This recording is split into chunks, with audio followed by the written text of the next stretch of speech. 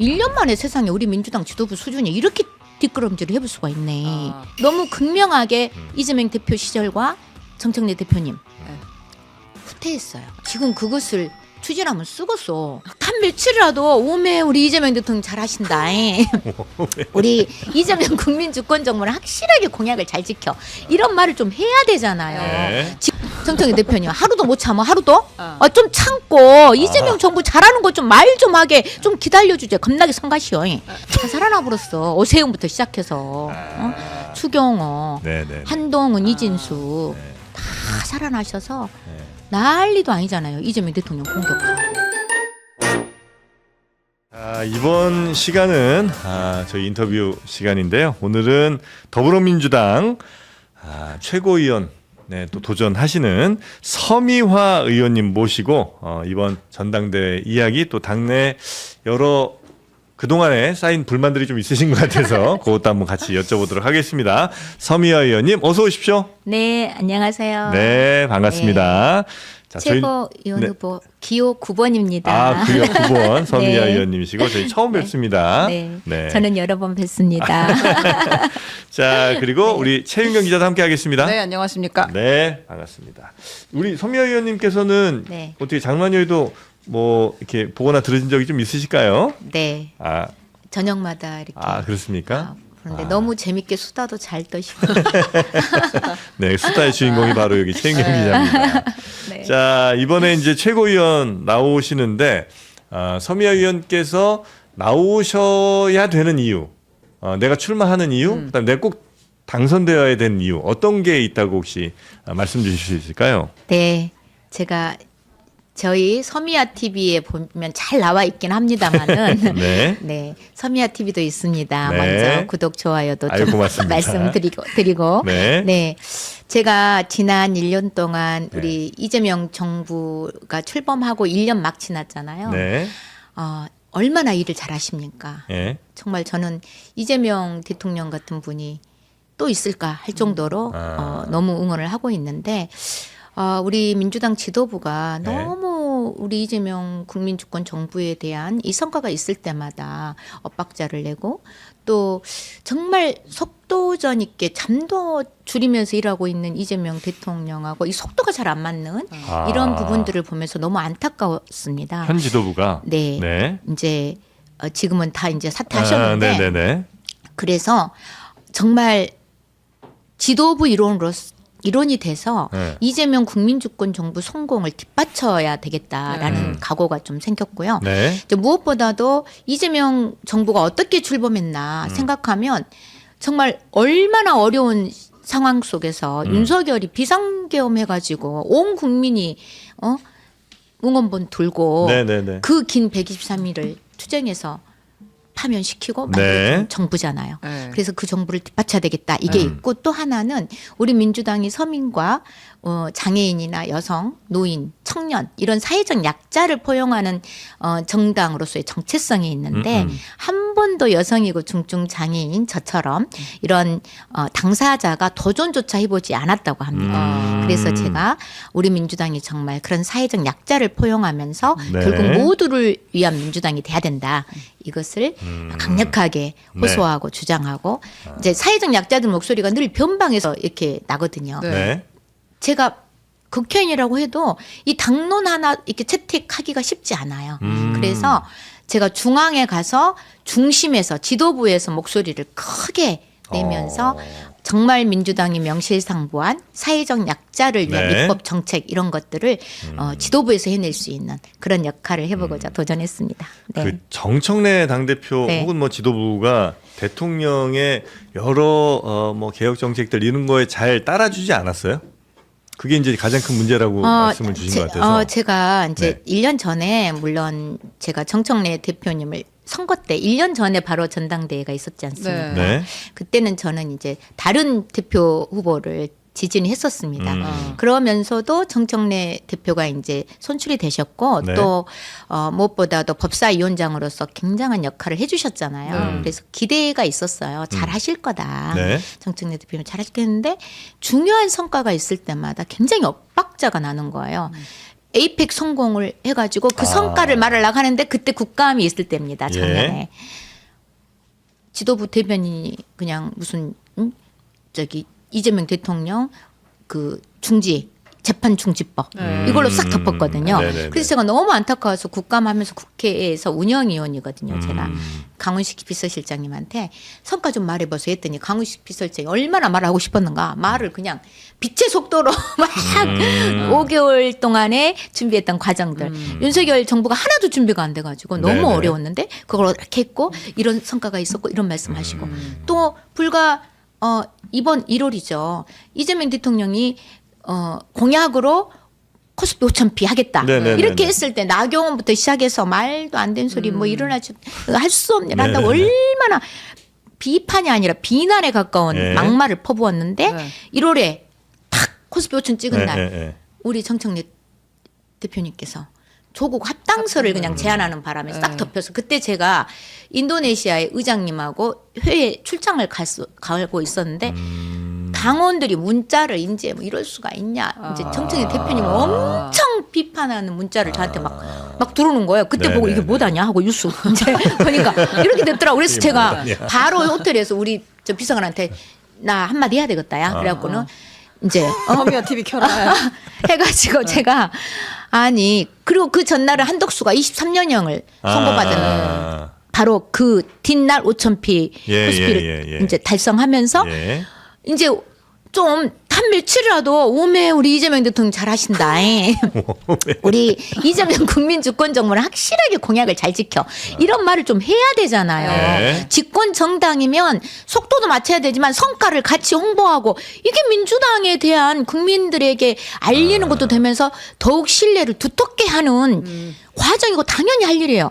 근데 세상에 그렇게 덮어볼 수가 있습니까? 그래서 제가 정청래 대표님 하루도 못 참아 하루도 좀 참고 이재명 정부 잘하는 거 좀 말 좀 하게 좀 기다려주제 겁나게 성가시오 이렇게 했어 내가 진짜 성가셔 보여야.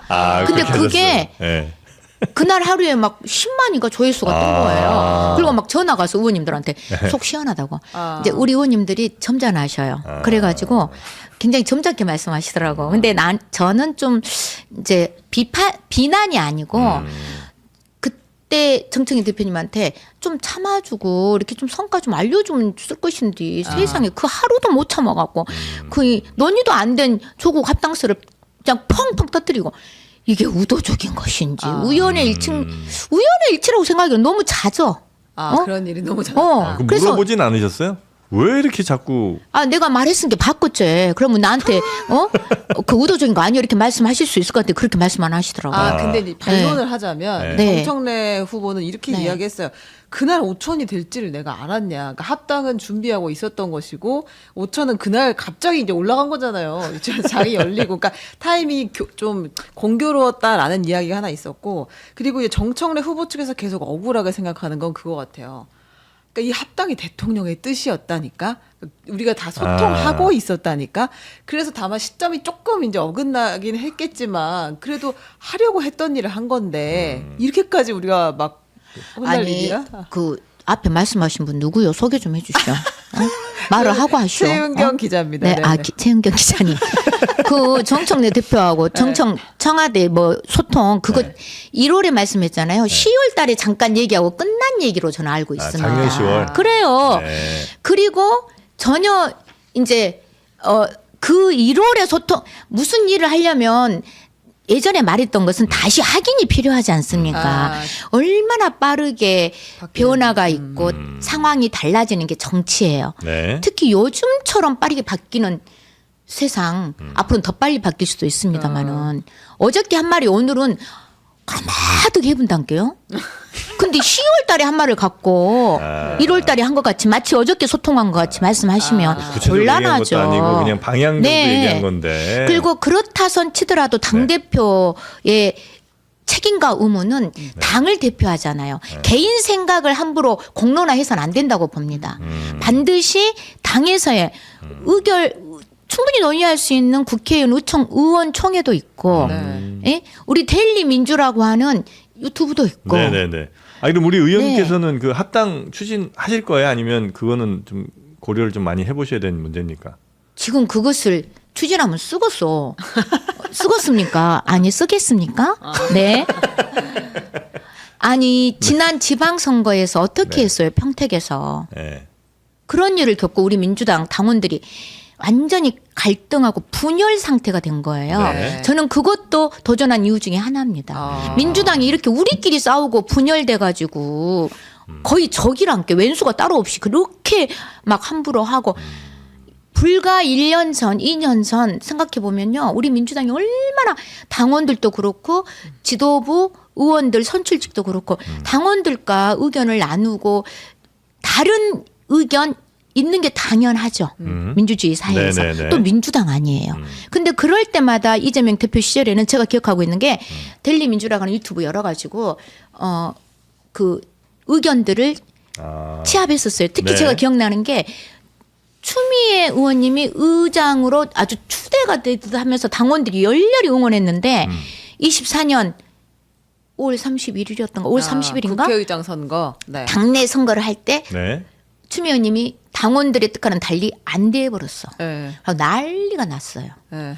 이럴 수가 있냐. 근데 그것이 국회의원들이 100% 선거를 했었거든. 네. 당원들은 추미애 의원님 막 했는데 네. 느닷없이 당원들 지지율이 그렇게 차이가 많이 났던 네. 우원식 의장님 딱 뽑히니까 난리가 났을 거 아니에요. 네. 그때 제가 기억해요. 본청 앞에 잔디밭에서 이재명 대통령, 김민석 총리, 당신 이제 총리는 아니셨지만 네. 대표님과 김민석 총리 여러 의원님 저도 참석했거든요. 다 열어놓고 어떻게 이제 당원들이 막 분노했죠. 그때도. 네. 어떻게 당원들의 뜻을 이렇게 의원들이 뒤집어 볼 수가 있냐. 네. 그래가지고 이제 막 논의 끝에 그때부터 20% 당원들의 권리를 주기 시작해서 네네네네. 올해도 20% 포함해가지고 조정식 의장님이 뽑힌 겁니다. 네. 이제 그렇게 의견들이 다양할 때 예. 또 당원들의 뜻과 선출직들의 뜻이 이렇게 좀 다를 때 플랫폼을 열어가지고 소통을 했었어요. 근데 세상에 그 중요한 합당의 문제는 우리 어느 당이든지 어느 당과 합당을 하려고 할 때는 이거는 당원들의 뜻과 논의를 충분히 거쳐서 수기를 거치고 제안되고 발표돼야 되는 문제입니다. 근데 그거를 오늘 갑자기 나와가지고 뜬금없이 진짜 뜬금없이 5,000피 그 5,000피 될지는 몰라셨대. 그 전날에 한독수 입사님 된 걸 아셨잖아. 그 말 좀 한독수가 얼마나 우리 배를 챘는데 네. 그렇게 시원하게 23년형을 받았으면 우리도 좀 말 좀 하게 몸에 속이 시원하다. 결국 큰 갈등의 네. 이제 원인 중에 아주 큰 변곡점이 아마 평택을 선거였던 그렇죠. 것 같긴 해요. 네. 그래서 정청래 전 대표는 차라리 그때 후보를 좀 내지 말았어야 됐나 요 후회를 좀 한다고 얘기를 아니 하던데. 이제 와서 그렇게 무책임한 발언이 어디 있습니까? 대표가. 그렇게 그럼 후회하셨단 말은 본인도 평택 선거가 정말 아니다라고 인식을 하시는 거네요. 그럼 책임을 지는 행동을 태도를 좀 하셔야죠. 보여라. 책임을 네. 져야 한다. 그렇죠. 그러니까 출마하지 않았어야 그렇죠. 했다. 이렇게 저는 그렇게 생각하시는 거죠? 생각합니다. 그것뿐입니까? 그 다 죽어가던 내란당, 추경호, 한동훈, 이진숙이 다 펄펄 살아났어. 그리고 수치적으로는 이겼다고 하지만 이긴 선거 같으면 밥맛도 나고 잠도 잘 와야지. 어째 밥맛도 다 잃어버리고 잠도 안 오고 열받고. 하시는구나. 당원들이 이게 이긴 거예요. 이긴 거면 밥맛 저절로 나불어. 밥맛이 나야지. 네. 밥맛이 안 나요. 밥맛도 안 나고 잠도 안 오대요. 그렇군요. 네. 그러면 징계 확실하네요. 그렇죠. 네. 전교 1등 하던 사람이 2등 했다고, 공부 잘했다고 하면 쓰겠어요, 그것이. 아니죠. 네. 우리 최고 의원님 이제 본인도 당연히 최고위원에 네. 되셔야 되겠습니다만 당 대표는 어떤 분이 돼야 그러면 된다고 생각하세요? 이번 전당대회에서. 저는 적어도 집권 정당이면 예. 현 정부에 대해서 확실하게 뒷받쳐 주면서 속도를 내고 있잖아요. 네. 5년 동안 일을 하려면 입법이나 제도나 정책이 마련되지 않으면 네. 이게 어려워요. 네. 이재명 대통령님은 공약을 너무나 잘 이행하는 선출직 시장, 도지사 이런 과정에 검증이 되신 분이에요. 대통령으로서 하셔야 될 약속한 공약이 얼마나 많습니까? 이거 국회가 뒷받쳐주지 않으면 어려워요. 5년 동안. 네. 근데 지금도 상반기에 민생 입법들 지금도 50개 이상이 계류돼 있습니다. 근데 그 당대표가 일을 잘 안 해서 그런 거예요? 민주당 지도부가 그것에 대한 책임감을 가지고 그 이제 물론 야당과 협치하고 하는 이런 어려운 문제도 있었습니다. 그렇지만 우리가 지금 다수의 과반 이상의 의석수를 갖고 있어요. 하고자 하는 의지를 갖고 했었어야 된다고 저는 생각합니다. 지금 이제 예를 들면 정청래 뭐 후보라든지 네. 아니면 최고위원 또 정청래 의원과 함께 하시는 분들께서는 제일 중요한 건 역시 지금 개혁, 검찰 개혁, 뭐 보안수사권 완전 폐지 뭐 이런 것 등등을 이제 최우선적 과제로 생각을 좀 많이 하시는 것 같은데 거기에 대해서는 좀 반대 의견이시겠죠? 내란 종식 검찰 개혁이었죠. 네. 캐치플레이가. 네. 근데 내란 종식도 어떻게 하는 것 같더니 다 살아나 버렸단게요. 다 살아나 버렸어. 오세훈부터 시작해서 추경호, 네네. 한동훈, 이진수 네. 다 살아나셔서 네. 난리도 아니잖아요. 이재명 대통령 공격하고 네. 이재명 정부 결과적으로. 말도 아닌 소리로. 네. 그리고 네. 그 검찰 최고위 지도부가 예, 예. 최근 들어서 하는 형태만 보셔도 네. 그 정청래 지도부에서 지명되신 분들 보궐로 들어오신 최고위원들이 예. 청년 코트제 정준위에서 통과시켰던 거 부결시키고 네. 또 송영길 대표 또 그 김용 네. 이런 분들 자격이 없다고 부결시키려고 하고 네. 이게 노골적인 자기가 갖고 있는 권한을 가지고 자기 정치하는 형태라고 저는 보여집니다. 그리고 나서 본인이 최고위로 나오고 네. 청년이 코트제 부결시켜버리고 네. 있을 수 없는 일이죠. 저는 1년 만에 세상에 우리 민주당 지도부 수준이 이렇게 뒷걸음질을 해볼 수가 있네. 아. 지도자가 이렇게 중요하구나. 아하. 저 대통령도 윤석열하고 이재명 대통령 비교하면은 네. 진짜 하늘과 땅 차이 정도로 차이가 나잖아요. 윤석열 대통령 외국 갈 때마다 우리 국민들 어쨌어요? 뭔 사고를 또 쳐볼까? 불안에 떨었잖아요. 근데 이재명 대통령이 회의 순방 간다 그러면 네. 오메 이번에는 뭔 성과를 가져올지 모르겠네. 이렇게 기대하고 네. 막 설레불어. 아, 그러지 않습니까? 설레불어. 네, 너무 진짜 아. 이런 차이가 불과 2년 전이에요. 윤석열이. 2년 차이가 지도자의 지도자에 따라 이렇게 달라질 수 있다는 거 너무 중요하죠. 중요해. 네. 민주당 지도부도 마찬가지죠. 아하. 네, 저는 너무 극명하게 이재명 대표 시절과 정청래 대표님 네. 후퇴했어요. 아, 이재명 그러니까. 대통령께서 대표하실 때 이 최고위원을 뽑는 지도부 대표 선거가 있었잖아요. 네. 그때 기탁금이 500만 원이었어요. 4배로 튀어버려 2천만 원. 이거 물어보니까 네네네 알겠습니다. 네. 그 문제는 이제 다시 그렇습니다. 좀 돌아간 것 같고. 네, 너무 다릅니다. 그 네. 쟁점에 대해서 하나만 여쭤볼게요. 네. 지금 그 보안 수사권에 대해서 입장들이 다 미묘하게 다른 것 같긴 한데 의원님은 보안 수사권을 완전 폐지해야 한다고 생각하세요? 아니면 가지고 가야 한다고 생각하세요? 저는 그것도 보안 수사권 폐지가 검찰 개혁의 팩트가 아니었어요. 기소권과 수사권 분리였습니다. 분리하는 네. 것. 네, 분리됐습니다. 네. 그리고 보안 수사권 폐지가 이렇게 이슈돼서 마치 이것을 해야만 검찰 개혁이 되고 아니면 검찰 개혁 실패하는 것처럼 표현되어지는 네. 이 정치적인 현실 이것도 정치적으로 굉장히 이용하는 아주 나쁜 정치다 이런 생각이 들고요. 물론 저는 이 과정에서 지금 드러나고 있는 뭐 장윤기 사건 때문에 피해자들이 주장하고 여성단체 민변이 주장하고 있는 우려점 네. 충분히 듣고 수기해야 된다는 입장입니다. 어제 제가 보안수사권 폐지 논란에 대한 공청회가 있었는데 참석을 했고 여러 이제 의견을 가진 전문가들이 말씀하시더라고요. 근데 보안수사권 폐지 부분에 있어서는 지금 후보들이 다 폐지를 이제 말씀하고 계시고 당에서도 네. 말씀하고 계시는데 폐지를 할지라도 우려점에 대해서는 지금 완전히 통과된 게 아니기 때문에 충분히 받아서 경검이 초동 수사부터 협업 수사를 한다든가 보안 수사권 요구권 안에 담을 수 있다면 그 부분을 충분히 담아서 국민들이나 특히 취약한 우리 사회적 약자들 장애 여성 성폭력 피해자들이라든지 이런 분들은 정말 취약해요. 검찰이 수사할 때도 잘했고 이러지 않았습니다. 취약합니다. 네, 오히려 사회적 약자들이 검찰이 수사 잘할 것이다. 이것도 사실은 굉장히 포장된 것일 수도 있습니다. 네. 검찰들이 그동안 사회적 약자들 뭐 수사 잘했습니까? 그분들이 해도 무혐의 무죄 수없이 나왔거든요. 네네. 오히려 정치적으로 이용될 때 홍보용으로 쓰는 이런 위험한 그런 상황들도 많았어요. 네. 그래서 진정성 있게 나는 우리 정치의 영역에서 이용하려고 하면 안 된다. 그분들의 목소리를 진정성이 듣고 반드시 그 우려점을 개정안에 담아서 네. 우려점을 불식시키면서 가야 된다는 입장입니다. 네. 보안 그것이 수사권이든 폐지든지 요구권이든. 보선 요구권이든지. 네. 음. 그렇습니다. 제대로 수사되지 않을 것이라는 우려를 완전히 불식시킬 만한 보완책이 있어야 이제 논의가 될 수 있다고 보시는 거군요. 저는 그 수사권이든 주장을 의총에서도 요구권이든. 말씀드렸습니다. 네. 하여튼 그 좀 강성의 뭐 의원들께서는 보안 수사권이고 무슨 수사권이 같은 수사권이라는 게 남아 있으면 그걸 어떻게든 활용해서 검찰이 다시 예전처럼 또 여러 문제들을 일으킬 것이다라고 판단하고 보시는 것 같더라고요. 그래서 그런 것조차 네. 전혀 남겨두면 안 된다.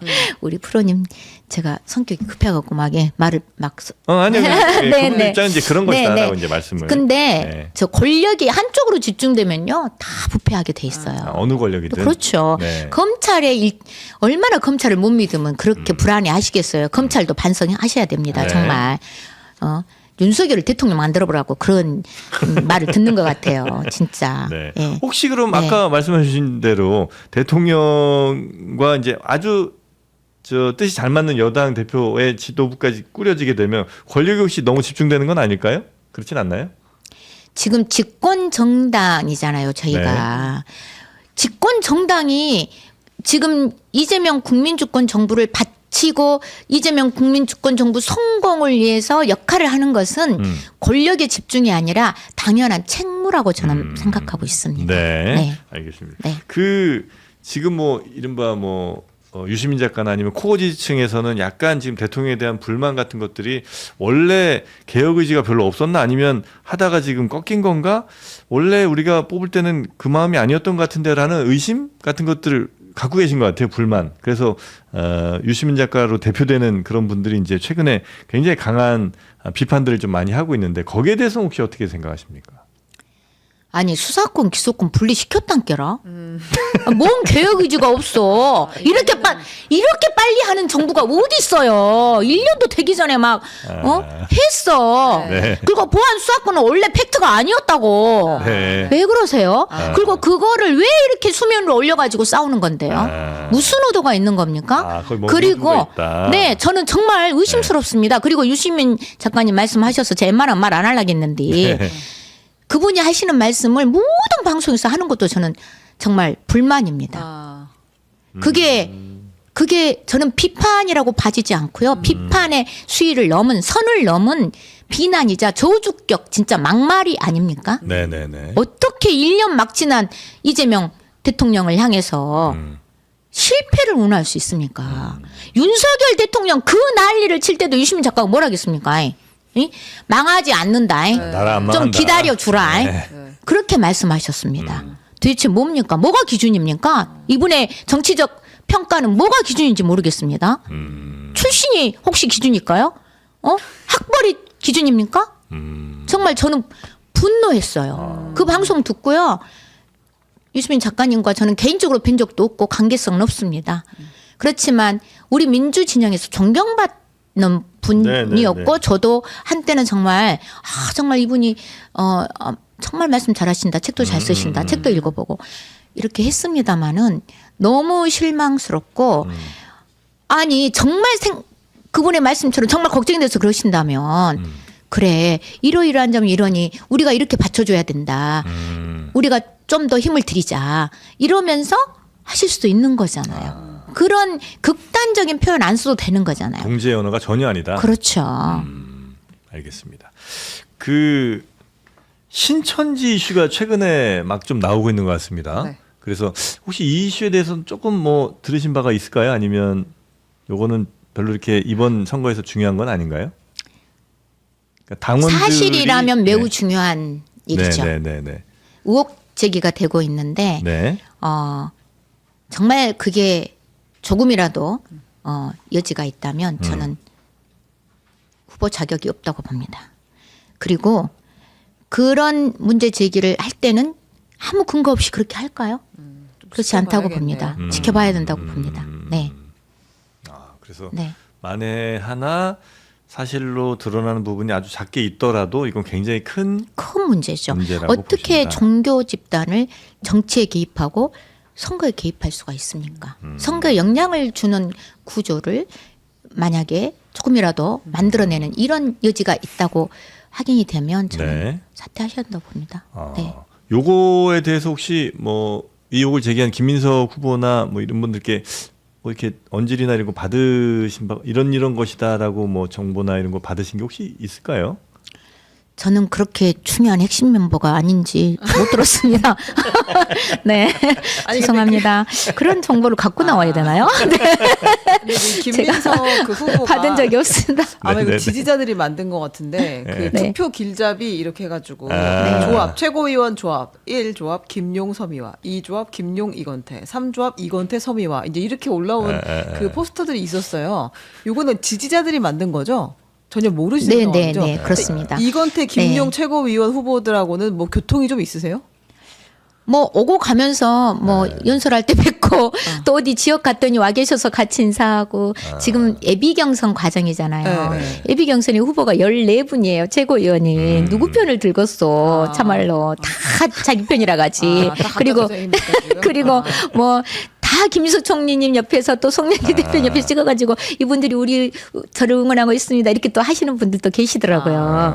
근데 그렇기 때문에 일단 예비 경선에서 어느 정도 8분으로 압축이 돼야 이제 하다 보면 확실하게 이제 팀 플레이가 될 수 있을 것은 같습니다. 근데 현재적으로는 너무 후보가 많은 것 같아요. 그렇게 하기에는. 네. 그래요. 근데 당원들께서 사람 알아보는 거 아닙니까? 저를 띄워가지고 미치겠다. 감사드립니다. 많이 응원해 주세요. 네. 아니면 아예 그냥 정말 그 러닝메이트처럼 누구 저 당대표 후보분과 같이 가신다는 생각을 하고 계신가요? 이제 본경선으로 제가 이제 예비 경선 내일까지 해야 네, 네. 이게 이제 결정이 되는데 네. 본경선이 되면 아무래도 좀 그렇게 가는 게 저한테는 좋을 것 같습니다. 제가 혼자 하면 저는 정말 제가 네. 이 도전 자체가 저한테는 우리 장애인분들 사회적 약자들한테 엄청난 희망을 드렸더라고요. 전화가 오셨어요. 어떤 네네네네. 저랑 인권운동을 같이 했던 장애인분이신데 내가 서미아가 원래 별인 줄 알았는데 진짜 별이더라이. 최고인으로 도전했네. 이렇게 말씀하셔서 제가 우스갯소리로 난 반딧불인데 그랬더니 반딧불도 빛난다. 최고위원회에 서미아가 앉아있는 거 생각만 해도 네. 흥분되다가 나요. 너무 저는 그렇게 좋아하실지 몰랐습니다. 네.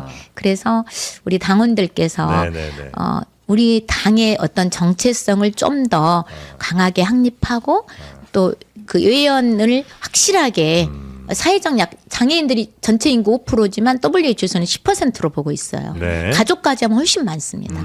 그런 분들을 충분히 끌어안을 수 있는 그런 지도부의 구성을 간절히 원한다고 생각합니다. 네. 네. 지도부가 예를 들면 이제 당 대표는 뭐 그냥 예를 들겠습니다. 뭐 네. 김민석 의원. 네. 그다음에 최고위원회는 또 친정청래계로 알려진 뭐 분들이 이렇게 쫙 포진을 해요. 그럴 수도 있잖아요. 네, 선거 네. 결과에 따라서. 네.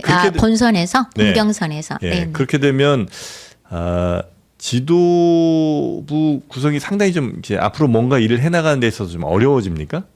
예를 들어서 당 대표 김민석의 뭐 서미와 이건태 뭐 이런 분들이 쭉 들어가 있는 것보다.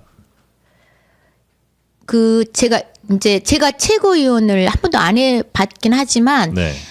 최근에 최고위원회 회의가 항상 공개되면서 나오잖아요. 네. 근데 그 안에서 서로 뭔가 충분히 이렇게 비공개해서 얘기할 수 있는 것들도 공개 회의에서 갑자기 돌발적으로 민주당의 어떤 상황들 이런 것들을 내밀한 상황이 내밀한 공개가 상황들을 공개해 버리면서 저격을 하거나 당 대표를 직접적으로 이제 그리고 저는 정말 아쉬웠던 게 아까도 말씀드렸지만 당이 정부와 같이 온 팀이 돼야 되는 게 굉장히 중요하거든요. 그러면 이재명 대통령이 회의 순방을 가거나 가서 성과를 냈어. 왜 최고위에서 말이 안 나옵니까? 나와야 되잖아요. 같이 스피커가 돼야 되잖아요. 네네네. 자기들 이야기만 한 것이 그것이 지도부다요. 개인 정치하는 거지. 자기 정치하고 네. 있다. 아. 저는 정청래 대표님한테 네. 저기 불만 있지 않아요. 대표이기 때문에 문제를 제기하는 거예요. 개인적으로는 해관이 4층이거든요. 저랑 같이 자꾸 봬요. 그래서 제가 솔직히 1년 전에 정식 대표님 안 밀었어요. 박찬대 대표님 저는 지지했습니다. 네. 네. 원내 부대표로 같이 했기 때문에. 고백하지 마세요. 네.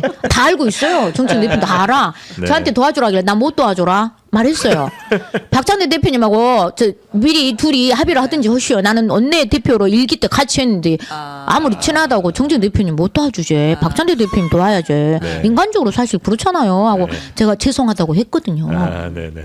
그래도 정친 대표님 되시니까 잘할 것이라고 지지했죠. 응원하고. 그래서 비면 항상 인사도 잘하고 제가 네네. 또 엄청 저를 좋아하시고 또 하셨어요.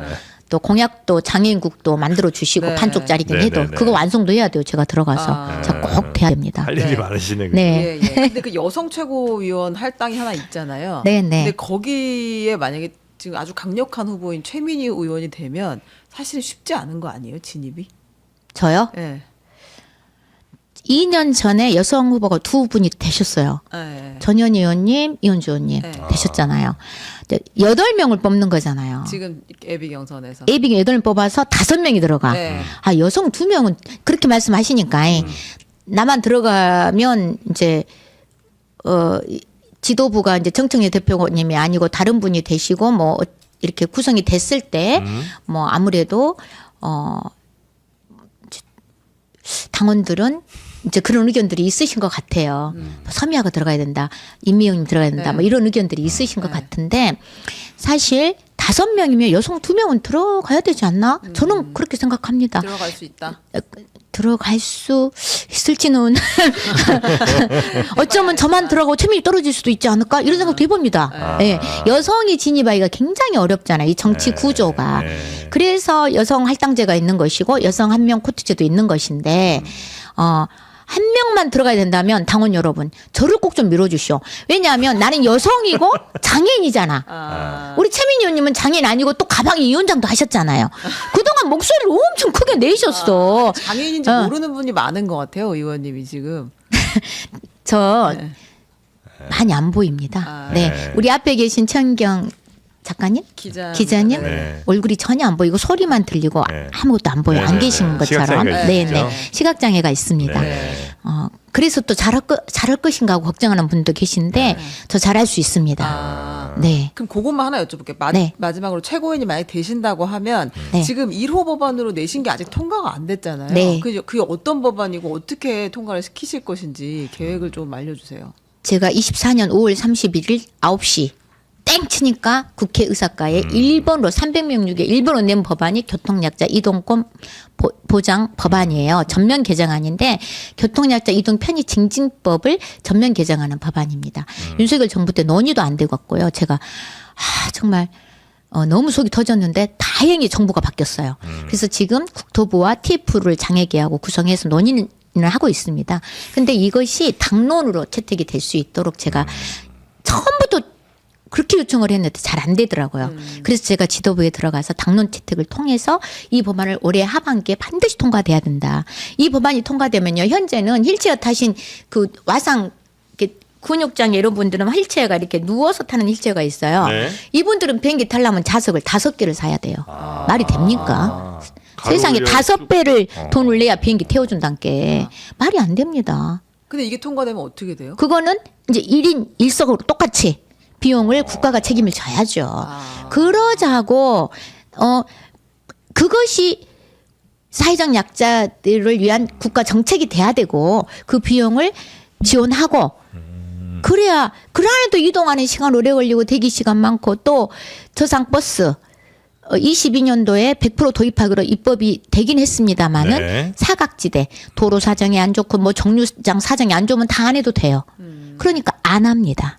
그래서 그런 사각지대를 해소하면서 저상버스를 100% 도입하는 법안입니다. 네. 그렇게 되면 장애인만 좋은 게 아니에요. 계단버스는 어르신들도 불편하고 유모차도 못 타고 휠체어도 못 타고 사고도 자칫 잘못하면 넘어지고 해서 사고도 많이 나고 저상버스는 모든 시민이 편리해지는 버스입니다. 네. 지하철 엘리베이터 지금도 100% 안 돼 있거든요. 그 엘리베이터도 그냥 만들어진 게 아니에요. 장애인들이 주장해서 만들어진 겁니다. 그래서 사실 이 법안이 통과되면 최고로 불편한 사람을 기준으로 한 교통수단들, 환경이 바뀌게 돼 있어요. 그럼 모든 시민이 편리해지는 겁니다. 이게 모두를 위한 민주당이고 모두를 위한 국민 주권정부 아니겠습니까? 네. 네. 끝으로 네. 지금 이제 민주당 내 갈등이 당연히 어떤 당내 선거가 있으니까 뭐 네. 갈등이 어느 당이든 있겠습니다만 굉장히 지금 심각해지긴 하잖아요. 네. 그 당내 갈등의 가장 큰 책임 원인 어디에 있다고 좀 판단하고 계실까요? 예를 들면 뭐 큰 무슨 네. 채널이 될 수도 있고 유튜브 채널 같은데 아니면 어떤 지도부나 아니면 뭐 어떤 정치인이 될 수도 있고 아니면 뭐 우리 구조적인 문제가 될 수도 있고 혹시 어떻게 판단하시는지 좀 궁금해서 여쭤보고. 왜냐면 그게 판단이 좀 돼야 나중에 다시 이게 봉합이 좀 잘 될 문제인지 한번 좀 알 수 있을 것 같아서요. 네. 방금 우리 장프로님 말씀하신 다양한 원인이 있다고 저는 보여집니다. 네. 그렇지만 가장 큰 책임은 지난 1년 동안의 지도부입니다. 당원들의 그 당심 또 당원들의 의견 이런 것들이 다를 수는 있다고 저는 말씀드렸잖아요. 근데 1년의 지방선거도 아주 그냥 가장 크게 이제 갈등이 과시화됐던 네. 평택 선거라든지 이런 것들이 문제가 있었는데 그런 것들을 제때 충분히 듣고 봉합하고 합의를 이끌어내는 조국 합당설도 마찬가지고요. 네. 이런 것들이 지금 극단적인 당원들 간의 갈등과 분열 구조를 만들었다고 봅니다. 이런 조짐이 보일 때 그게 심각해질 때 문제의식을 가지고 지도부가 나서서 봉합하고 하나로 가는 평택 선거 왜 그것을 조국 후보하고 김영란 후보하고 단일화 추진 왜 한마디 말도 안 하고 선거운동할 때 한 번도 가보지도 않고 이럴 수가 있습니까? 우리 당이 공천해놓고 네. 당원들끼리 싸우는 것을 먼 산 불구경하듯이 구경하다가 이제 와서 그때 공천 안 했으면 나왔을 걸 이런 무책임한 발언하시면 안 됩니다. 네. 저는 지도부의 책임이 크다고 보고요. 네. 또 1년 만에 이렇게 심각해진 것처럼 이게 너무 가슴 아프지만 지도부가 잘 선출이 돼서 다시 충분히 듣고 봉합할 수 있다고도 저는 희망을 보고 있습니다. 네. 네. 지금 갈등이 굉장히 심해졌지만 심해졌지만, 또 다른 정부 네. 지도부가 잘 나서서 네. 설득하고 화합하면 그럴 수 충분히 있습니다. 다 치유될 수 있다. 네, 그럴 수 있다고 봅니다. 우리 민주당원들 대단하시거든요. 정치 의식도 그렇고 다 깨어 있는 분들이십니다. 네네네. 알겠습니다. 네. 오늘 저희가 더불어민주당 서미아 의원님 모시고 네. 지금 최고위원 출마와 관련된 여러 가지 것들 여쭤봤는데 혹시 오늘 못다 하신 말씀, 이 말씀 꼭 했어야 되는데 이런 거 있으실까요? 네, 있습니다. 네. 네. 저는 정말 네. 우리 사회에서 가장 약자의 삶을 당사자로 살아온 사람입니다. 여성이고 장애인이고 네. 제가 대학을 80년대 나온 사람이지만 갈 수 있는 직장이 없었던 그래서 사실 저는 길거리에 나와서 인권운동을 하는 투쟁을 했고요. 그러다가 정치를 한 겁니다. 우리 정청래 대표님 약자의 코스플레이 하시던데 진짜 약자는 접니다. 대표님은 강자죠. 예, 대표까지 얘기만 하셨는데 안 그랬으면 좋겠고요. 우리 당원들께서도 이번 기회를 통해서 사회적 약자인 당사자도 지도부에 들어가서 서민과 약자를 대표하는 큰 목소리 낼 수 있도록 꼭 저에게 기회를 주십시오. 열심히 하겠습니다. 네. 감사합니다. 알겠습니다. 자, 서미아 네. 의원님과 함께한 시간이었고요. 네. 다음에 또 시간 되면 기회 되면 한번 또 모시도록 하겠습니다. 오늘 고생 많으셨습니다. 네, 감사합니다. 네, 고맙습니다. 고맙습니다.